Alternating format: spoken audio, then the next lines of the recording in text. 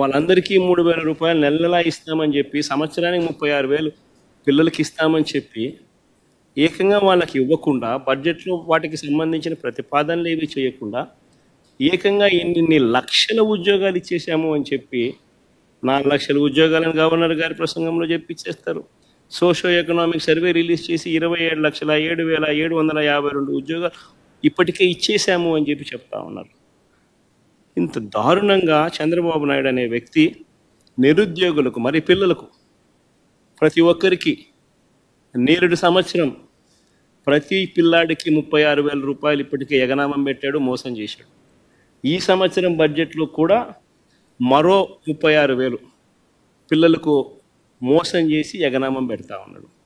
అంటే పిల్లలకు ఇప్పటికే చంద్రబాబు నాయుడు 72,000 రూపాయలు ప్రతి పిల్లాడికి చంద్రబాబు నాయుడు మోసం, దగ, వంచన, బకాయిలు రెండు అన్ని పదాలు పెట్టచ్చు. ఇప్పటికీ చేసిన మోసాలు.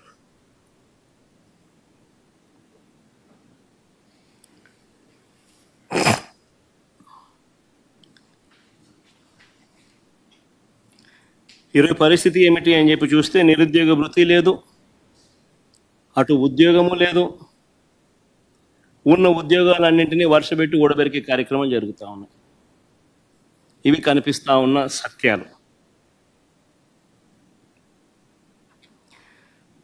అదే ఒకసారి గమనించినట్లయితే వైఎస్ఆర్సీపీ పాలనలు, మా పాలనలు ఎన్ని ఉద్యోగాలు ఇచ్చారు, ఎన్ని ఉద్యోగాలు వచ్చాయి అనేది ఒకసారి గమనించినట్లయితే కేవలం 4 నెలల కాలంలో వైఎస్ఆర్సీపీ ప్రభుత్వం 2019 జూన్లో ప్రమాణ స్వీకారం చేసాం.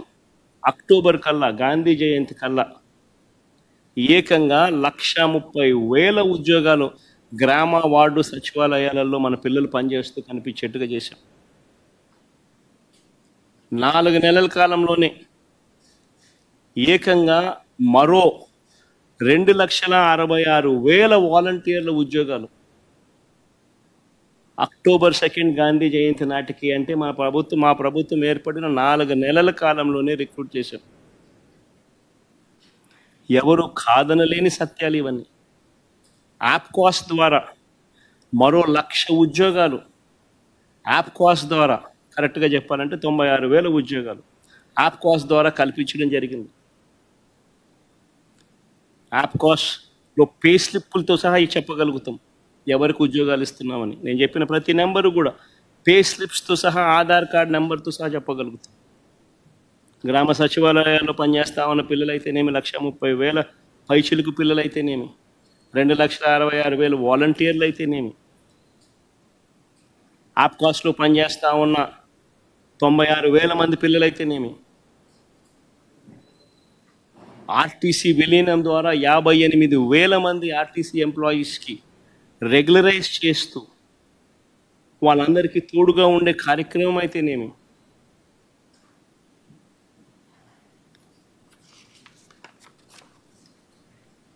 ఇవి కాక మిగిలిన కాంట్రాక్టు, మిగిలిన గవర్నమెంట్ ఉద్యోగాలన్నీ కూడా లెక్కేసుకుంటే అక్షరాల 5 సంవత్సరాల కాలంలో వైఎస్ఆర్సీపీ ప్రభుత్వ హయాంలో వివిధ సెక్టార్లలో గవర్నమెంట్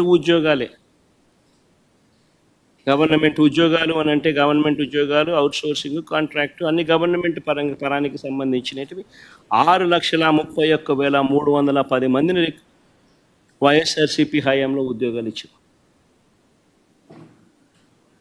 అదేవిధంగా లార్జ్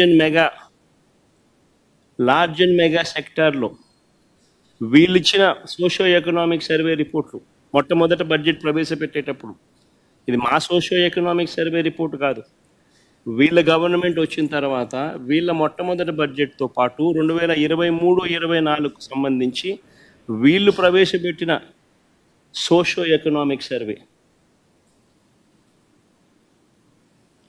మేము చేసినది కాదు సోషో ఎకనామిక్ సర్వే, వీళ్ళు ప్రవేశపెట్టిన సోషో ఎకనామిక్ సర్వే.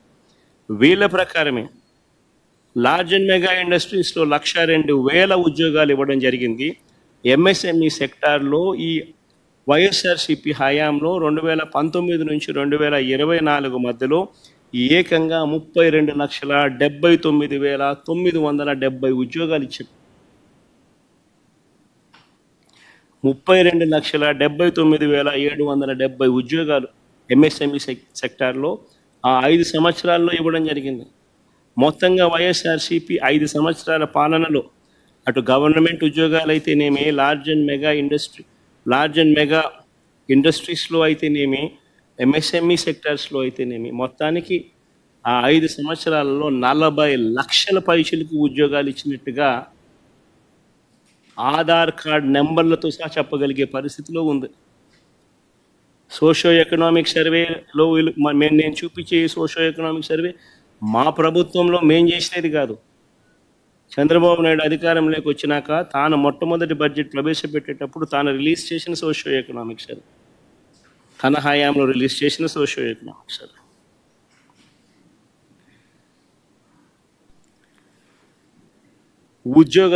ఉద్యోగాలు కల్పించే విషయంలో ఏ ప్రభుత్వం ఎంత చిత్తశుద్ధిగా పనిచేస్తూ ఉంది, ఏ ప్రభుత్వం ఎంత నిజాయితీగా పిల్లల పట్ల ఉంది అని చెప్పడానికి ఇదొక నిదర్శనం.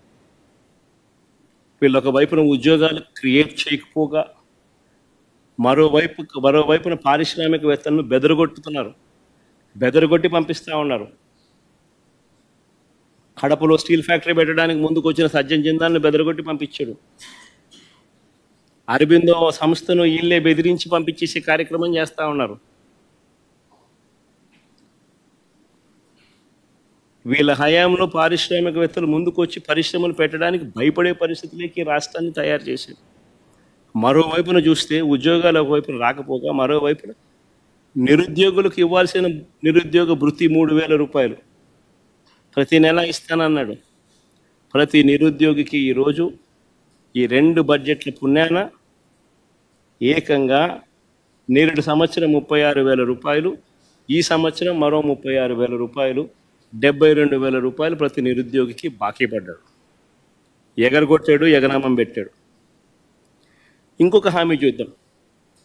ఎన్నికల వేళ ఈ పెద్ద మనిషి చంద్రబాబు నాయుడు అన్న ఇంకొక హామీ, 18 సంవత్సరాల నుంచి 59 సంవత్సరాల మధ్యలో ఉన్న ప్రతి మహిళకు